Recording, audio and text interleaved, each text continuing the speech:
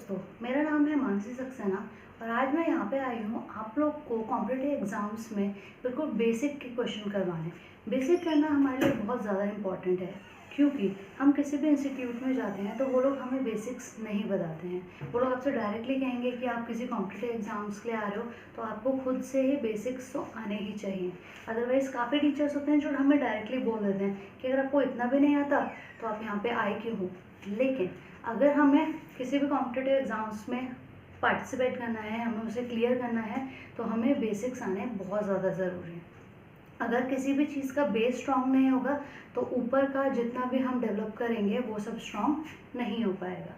तो चलिए आज के लिए स्टार्ट करते हैं कुछ बेसिक से क्वेश्चंस, जैसे कि हमारे एडिशन, सब्ट्रैक्शन, मल्टीप्लिकेशन, डिवीजन, ये सब चीज़ें। एडिशन और सब्ट्रैक्शन आई नो सबको आता ही होगा, लेकिन फिर भी हमारे माइंड को सेट करना पड़ेगा कि एग्ज़ाम्स के टाइम पे हमें वो एडिशन और सब्ट्रैक्शन कैसे करना है। तो मैं आपको एक एक ऑप्शन दूंगी, एक एक क्वेश्चन करवाऊंगी, सिर्फ एडिशन और सब्ट्रैक्शन का एक आइडिया देने के लिए, और बाकी चीज़ को काफ़ी अच्छे से डिटेल में एक्सप्लेन करूँगी। ओके, तो अब हम स्टार्ट करते हैं पहले, और कोशिश करती हूँ कि आप जो भी मेरे क्वेश्चंस हैं मैं आपको गारंटी देती हूँ कि अगर आप इसका अच्छे से प्रैक्टिस करोगे तो 20 डेज़ या 15 डेज़ के बाद आपको बिना पेंसिल या पेन उठाए आप इन सारे कैलकुलेशन को माइंड में ही कर पाओगे। लेकिन उस गारंटी को पूरा करने के लिए मेरी बस आपसे एक रिक्वेस्ट है, मैं जितने भी क्वेश्चंस आपको करवाऊँगी उसके टाइप्स को, उस टाइप के क्वेश्चंस को कम से कम 5 क्वेश्चन आपको एवरीडे करने होंगे। लगातार 15 डेज़ जब आप वो लगातार 5 क्वेश्चंस करेंगे तो आप यकीन मानिए कि आपको बिल्कुल कुछ सेकंड्स में, 5 to 10 सेकंड्स में आप माइंड में ही वो सारा कैलकुलेशन कर लेंगे। ओके, स्टार्ट करते हैं। तो चलिए पहले हम आपको 2 क्वेश्चन दिखाती हूँ, एक एक करके इसे सॉल्व करेंगे। ठीक है, तो सबसे पहले हमें दिख रहा है 69 + 72 जो हमारा फर्स्ट क्वेश्चन है। प्लस के उसमें हमें सिर्फ ये ध्यान रखना है कि हमें नियरेस्ट जीरो के पास जाना है।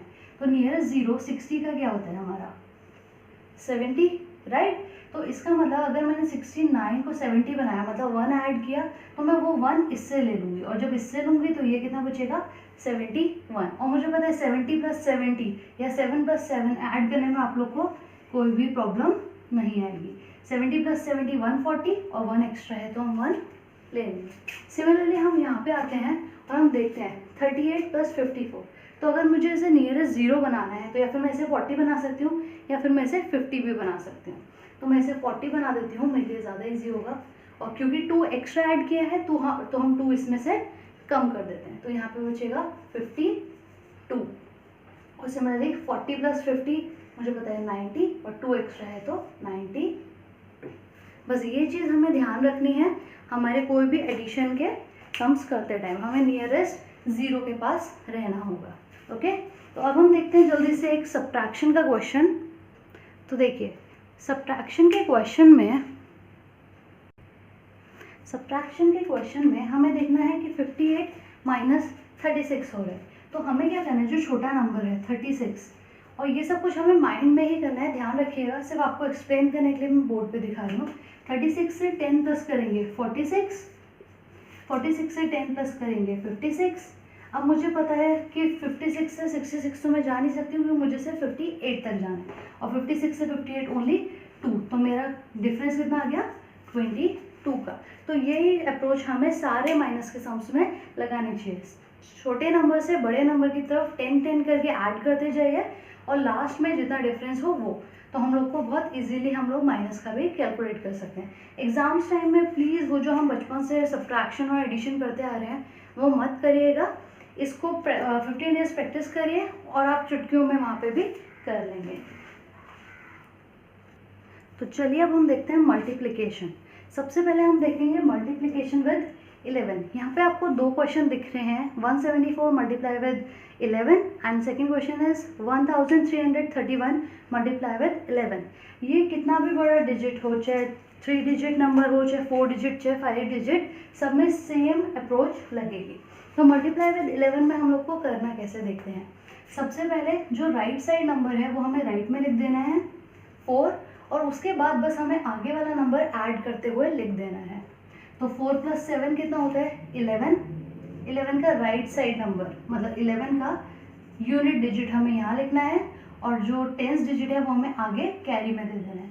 7 + 1 8, 8 + 1 9, 9। अब लास्ट हमारे पास आगे कुछ ऐड करने के लिए नहीं है तो इसलिए हम लोग 1 का 1 लिख देंगे। ठीक है। सिमिलरली हमें अगर 4 डिजिट नंबर है तो हमें कैसे करना है, सबसे पहले राइट और लेफ्ट आप दोनों ही लिख दीजिए। इसमें भी आप दोनों लिख सकते हैं, 1 को पहले ही लिख दीजिए, 4 को भी पहले ही लिख दीजिए। उसके बाद बस हमें 1 डिजिट से आगे बढ़ते हुए ऐड करते हुए जाना है। तो 3 + 1 4, क्योंकि 4 सिंगल डिजिट है तो हमें आगे कुछ कैरी देने की ज़रूरत नहीं है। फिर 3 + 3 6 एंड 3 + 1 4। तो जब हम 1331 मतलब 1331 को 11 से मल्टीप्लाई करते हैं तो हमारा आंसर आता है 14641। प्लीज़ ये सारे क्वेश्चंस को आप एक बार पॉज करके या फिर दोबारा से देख लीजिए अगर आपको समझ नहीं आया, और अगर आपको कुछ भी प्रॉब्लम होती है तो आप मुझे कमेंट्स में लिख सकते हैं ताकि मैं आपको कुछ और तरीके से कुछ और अच्छे ट्रिक्स के साथ भी आपको एक्सप्लेन कर सकूं। तो चलिए अब हम आगे देखते हैं मल्टीप्लिकेशन को। यहाँ पे जो दो क्वेश्चन आपको दिखाई दे रहे हैं वो है 32 × 38, 63 × 67। अब आपको यहाँ पे कॉमन क्या है मैं वो दिखा देती हूँ। इन दोनों क्वेश्चंस में कॉमन ये है जो इनका टेंस डिजिट है वो दोनों का सेम है, यहाँ पे 3 3, यहाँ पे 6 6, और जो वंस डिजिट है वो दोनों ऐड करके हमारे बन रहे हैं 10। 2 + 8 10 होता है, 3 + 7 भी 10 होता है। तो ऐसे क्वेश्चंस हमें कैसे करने होंगे, यूनिट डिजिट ऐड करके 10 बनना चाहिए और टेंस डिजिट दोनों का सेम होना चाहिए। तो ऐसे क्वेश्चन को सॉल्व करने का बहुत ईजी तरीका होता है 8 × 2, जो वंस डिजिट है जो यूनिट डिजिट है उन दोनों को नॉर्मली मल्टीप्लाई कर दो। 8 2 = 16, राइट। और जो आगे वाला नंबर है क्योंकि दोनों सिमिलर है तो हमें इसके लिए क्या करना है, 3 तो है हमारे पास और 3 से बस एक बड़ा नंबर मतलब 4, उसे 3 से मल्टीप्लाई कर देना। तो 3 4 = 12, ये आ गया हमारा आंसर। सिंपली इसमें यूनिट डिजिट दोनों को मल्टीप्लाई करना है। 3 7 = 21 और 6 से एक बड़ा नंबर 7, तो 6 7 = 42। तो ये आ गया हमारा आंसर। एक बार जल्दी से देख लीजिए, दोबारा से देखना है तो फिर हम आगे बढ़ते हैं। तो चलिए अब हम अपना नेक्स्ट क्वेश्चन देखते हैं जो कि है 100 बेस क्वेश्चन। अब 100 बेस क्वेश्चन क्या होता है, कोई भी ऐसे दो नंबर का मल्टीप्लिकेशन जिसका नियरेस्ट क्या हो 100 हो। तो चलिए इसमें हम देखते हैं 100 बेस का मतलब समझिएगा। 100 से हमें 100 को हमें बेस बनाना है तो हमें देखना है कि ये जो नंबर है 100 से कम है, हमें दिख रहा है वो, तो हमें देखना है कितना कम है। तो मुझे पता चल रहा है कि ये सिर्फ 8 कम है और 100 से, और ये 7 कम है, राइट। तो ऐसे क्वेश्चन को अगर हमें करना है तो देखिए कितना सिंपल होता है। यहाँ पे हमें जो दोनों नंबर जिस नंबर से कम है, जैसे ये 8 से कम है, ये 7 से लेस है, तो हमें इन दोनों को ही मल्टीप्लाई कर देना है। 7 8 होता है हमारा 56, राइट। सेकेंड, ये तो आ गया हमारा वंस और टेंस डिजिट, मतलब हमारा आधा आंसर आ चुका है। अब जो बाकी का आंसर है वो कैसे आएगा, उसके लिए भी देखिए बहुत सिंपल तरीका है। क्योंकि ये 100 से लेस है तो हमें यहाँ पे लेस करना है, मतलब 100 से छोटा है तो हमें इस नंबर को भी और छोटा करना पड़ेगा। याद रखिएगा ये चीज़। अगर 92 में से मैं 7 माइनस करती हूँ तो मेरे पास आता है 85, राइट। अगर आपको ये नहीं करना तो आप ये कर लीजिए। 93 में से अगर मैं 8 माइनस करती हूँ तब भी मेरे पास आता है 85। इसका मतलब क्लियर है कि आप 7 को चाहे ऊपर वाले नंबर से माइनस कर दीजिए या 8 को नीचे वाले नंबर से माइनस कर दीजिए, मतलब क्रॉस में हमें माइनस करना है। किसी भी एक को हम कर सकते हैं, दोनों का आंसर सेम आएगा, ठीक है। जल्दी से देखिए एक बार इस क्वेश्चन को, और कुछ क्वेश्चंस को खुद से करने की कोशिश करिए। आप इससे रिलेटेड जितने भी है, जैसे कि आप 94, 97, 87, 88, 95, कुछ भी क्वेश्चंस को आप खुद से करने की कोशिश करिए। इन क्वेश्चंस में मैं थोड़ा स्पीड से आपको लेके चल रही हूँ ताकि आप लोग को काफ़ी आगे जो अच्छे अच्छे क्वेश्चंस हैं, हैवी क्वेश्चंस हैं, उन्हें मैं अच्छे से एक्सप्लेन कर सकूँ।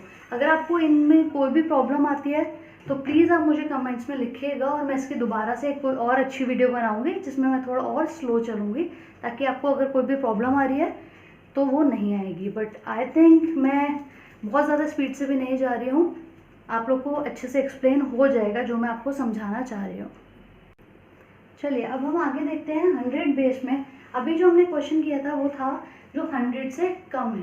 अब हम देखेंगे अगर नंबर दोनों 100 से ज़्यादा होंगे, हमें करना सेम चीज़ ये। आप ज़रा ध्यान से देखिएगा, ये 104 है, मतलब 100 से ज़्यादा है। कितना ज़्यादा है? 4 ज़्यादा है, राइट। और ये है 112, तो ये 100 से कितना ज़्यादा है? 12 ही ज़्यादा है, राइट। तो ज़रा ध्यान से देखिए एक बार क्वेश्चन को। यहाँ पे 104 एंड 112 आ रहे हैं, ठीक है। तो हमें सेम वही चीज़ करनी है जैसे हमने पहले करी थी। जितना ज़्यादा है ये और जितना ज़्यादा है हमारा सेकेंड नंबर, दोनों को हम क्या करेंगे? मल्टीप्लाई करेंगे। तो 12 4 ज़ा 48, आधा आंसर हमारा आ चुका है। जो बाकी का रिमेनिंग है उसमें हमें सेम चीज़ करनी है। या 104 को 12 से प्लस कर दीजिए, या 112 को 4 से प्लस कर दीजिए, तो हमारा आंसर आ जाएगा 116, राइट।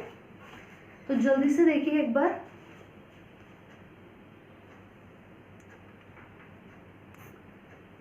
आई होप आपको मेरी ये वीडियो पसंद आ रही होगी।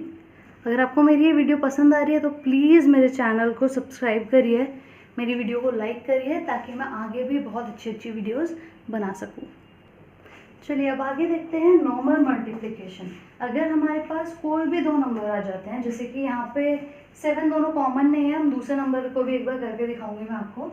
ऐसा कुछ कॉमन नहीं है इसमें कि ऐड करके 10 बन रहे हैं या कुछ भी बन रहे हैं। तो अगर हमारे पास ऐसा कोई दो नंबर आ जाते हैं जिनका कोई भी कॉमन नहीं हो, किसी भी मतलब कोई भी नंबर आ जाता है, तो हमें उसे कैसे मल्टीप्लाई करना चाहिए, ठीक है। तो सबसे पहले हमें इसमें यूनिट डिजिट को यूनिट डिजिट से मल्टीप्लाई करना है। 3 5 ज़ा 15। हमेशा ध्यान रखिएगा, जब भी मैं लूँगी तो हमेशा वंस डिजिट को, यूनिट डिजिट को आंसर में रखूँगी और टेंस डिजिट को आगे कैरी के लिए रख दूँगी। तो 15 का 5 ले लिया मैंने और 1 मैंने अलग लिख दिया है कैरी के लिए, ठीक है। तो फर्स्ट पार्ट होता है हमारा सिर्फ यूनिट डिजिट को मल्टीप्लाई करना। सेकेंड टाइप हमारे जो सेकेंड हमारा हमें करना है वो क्या करना है? हमें क्रॉस मल्टीप्लाई। ध्यान रखिएगा, पहले सिर्फ यूनिट डिजिट को मल्टीप्लाई करना है, उसके बाद हमें क्रॉस मल्टीप्लाई करना है। तो 3 7 ज़ा 21 एंड 7 5 ज़ा 35। तो 35, 21 और 1 को हमें ऐड करना है। तो हमारे पास कितना आ जाएगा? 57। इसका मतलब हमें सिर्फ और सिर्फ 7 लेना है और हमें 5 को दोबारा से आगे कैरी फॉरवर्ड कर देना है। फर्स्ट हम यूनिट डिजिट को मल्टीप्लाई करेंगे, सेकेंड हम क्रॉस मल्टीप्लाई करेंगे क्योंकि हम बीच में आ जाएंगे, लास्ट हम दोनों टेंस डिजिट को मल्टीप्लाई करेंगे। तो 7 7 ज़ा 49। तो 49 + 5 54, ठीक है। अब यही क्वेश्चन एक बार आप वीडियो को पॉज करिए और माइंड में करने की कोशिश करिए। अगर मैं इसे माइंड में करती हूँ तो देखिए क्या होगा। 3 5 ज़ा 15, 5 ले लिया मैंने, 1 अलग रख दिया। 3 7 ज़ा 21, 7 5 ज़ा 35। तो 21 + 1 22 हो गया। और 22 और 35 को मैं बहुत इजीली ऐड कर लूँगी, मेरे पास आ जाएगा 57। 57 का मैंने 7 लिख दिया, 5 आगे कैरी फॉरवर्ड किया और 7 7 ज़ा 49, 49 + 5 54। सिंपल है ना। तो बस प्रैक्टिस की ज़रूरत है, बाकी सब हम कर लेंगे। चलिए अब जो नेक्स्ट क्वेश्चन है वो है 56 × 48। अब मैं आपको इसे बिना पेन के करके दिखाती हूँ, ठीक है। सिर्फ आंसर लिखूंगी पेन के साथ और कुछ नहीं। 6 8 ज़ा 48, 8 4 मेरे माइंड में है। 5 8 ज़ा 40, 6 4 ज़ा 24। तो 40 और 24 64 और 4 जो मेरे पास कैरी फॉरवर्ड था तो हो गया 68। अब मेरे पास 6 है, 68 का मैंने 8 लिख दिया और 6 मेरे माइंड में है। तो 5 4 ज़ा 20 और 6 कैरी फॉरवर्ड वाला 26। इसका आंसर आ गया 2688। आई होप आपको समझ आ रहा है, और आपको अगर ये वीडियो अच्छी लगे तो प्लीज़ लाइक करिए, सब्सक्राइब करिए, ताकि मैं और अच्छी वीडियोस बना सकूं। चलिए, आपने एग्जाम्स में काफ़ी बार देखा होगा ऐसे क्वेश्चन पूछे जाते हैं कि एक वैल्यू है x, उसका 25% है 100, तो बताइए x की क्या वैल्यू है। तो इसमें बच्चे काफ़ी क्रॉस मल्टीप्लाई वगैरह करते हैं और टाइम वेस्ट होता है उससे। सिमिलरली क्वेश्चन है x का 10% है 14, तो बताइए x की वैल्यू क्या है। तो हमें सिंपली यहाँ पे मल्टीप्लाई में ही कर देना है। कैसे? देखिए 25% है 100, राइट। तो अगर मैं 100% का पूछ रही हूँ, मतलब x जो है वो तो 100% ही होगा ना, पूरा कंप्लीट एक नंबर है। तो अगर मुझे 100% का निकालना है तो मुझे पता है 25 का 4 करूँ, 25 को 4 से मल्टीप्लाई करूँगी तो वो 100% आ जाएगा। तो सिमिलरली मुझे 100 को भी बस 4 से मल्टीप्लाई करना होगा। मतलब जो x है उसकी वैल्यू कितनी है हमारी 400। 400 का 25% होता है 100। एक बार आप सेकेंड क्वेश्चन ट्राई करके देखिए, आपको समझ आ जाएगा कि 10% है 14, तो 100% मतलब इसका कंप्लीट जो बनाना है हमें वो कितना टाइम्स ज़्यादा होगा इससे। 10 को 100 से 10 को अगर 100 बनाना है तो उसे हमें 10 से मल्टीप्लाई करना होगा। सिमिलरली 14 को भी हम किससे मल्टीप्लाई करेंगे 10 से। ध्यान रखिए जब भी नंबर इक्वल टू के राइट और लेफ्ट में है तो वो एक रेशियो की तरह चलता है। जैसे कि दो लोग हैं, दोनों के पास दो दो टॉफ़ी हैं, ठीक है। अगर मैं दोनों को दो दो टॉफ़ी और दे दूँ, क्या रेशियो में फ़र्क पड़ेगा? नहीं पड़ेगा, रेशियो सेम रहेगी 1:1 की, 1:1 की। तो अगर मैं यहाँ पे किसी चीज़ को कर रही हूँ मल्टीप्लाई, तो अगर मैं राइट वाले को भी सेम नंबर से मल्टीप्लाई कर दूँ तो दोनों का रेशियो क्या रहेगा? सेम रहेगा। आई होप आपको मेरी ये वीडियो अच्छी लगी हो। आपको ये वीडियो पसंद आए आप लाइक करें और मैं आगे और अच्छी अच्छी वीडियोस बना के आपको दे सकूँ। ये पार्ट 1 था। अब नेक्स्ट पार्ट में मैं आपको square root, cube root, LCM, HCF ये सब बताऊंगी ताकि आपको उस समय कोई प्रॉब्लम ना आए और वो बहुत सिंपली आप जल्दी से कर पाएँ। बाय।